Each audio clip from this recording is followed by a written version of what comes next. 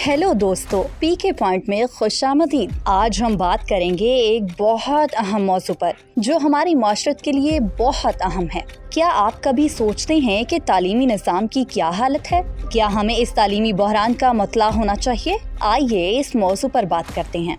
तालीमी बहरान का मतलब क्या होता है? तालीमी बहरान से मुराद वो मसाइल हैं जो हमारे तालीमी निज़ाम में मौजूद हैं, जिनकी वजह से तलबा का मुस्तकबिल खतरे में है। आजकल हमारे तालीमी निज़ाम को घेरने वाले मसाइल क्या हैं? पहला मसला तालीमी तरबियत का अदम इस्तिक़लाल है। हमारे तालीमी निज़ाम में अक्सर मौजूद सियासी, मजहबी या सकाफती मयारात के तहत होते हैं, जिससे तालीमी अमल की आज़ादी पर नुकसान पहुंचता है। दूसरा मसला महदूद मनसूबाबंदी। हमारे तालीमी निज़ाम में अमूमन सिर्फ कुछ मंसूबे ही कामयाब होते हैं, जिससे तख्लीकी सलाहियतों का इन्हिसार होता है। तीसरा मसला तालीमी बराबरी का अदम फराहम है। हमारे मयारी तालीमी निज़ाम में अमूमन अवाम के बच्चों के लिए बहुत सी माशरती, मुआशी और रूहानी रुकावटें होती हैं, जो उनकी तालीमी फराहमी को मुतासर करती हैं। अब सवाल ये है कि क्या हमें अपने तालीमी निज़ाम को दोबारा देखना चाहिए? आया हमें एक नया और बेहतर तालीमी निज़ाम की जरूरत है? मेरा जवाब है हाँ,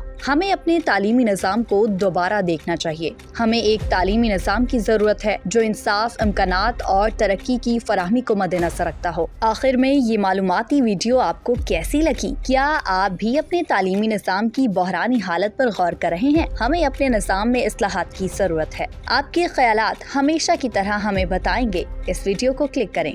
अपने ख्यालात हमेशा की तरह हमें बताइएगा। इस वीडियो को लाइक करें, शेयर करें और हमारे चैनल को सब्सक्राइब करें। और याद रखें, तालीमी बहरान के बारे में बात करना हमारे माशरती तरक्की के लिए बहुत जरूरी है। मिलते हैं अगली वीडियो में अपने हमरा अपने चैनल पीके पॉइंट पर। खुदा हाफिज।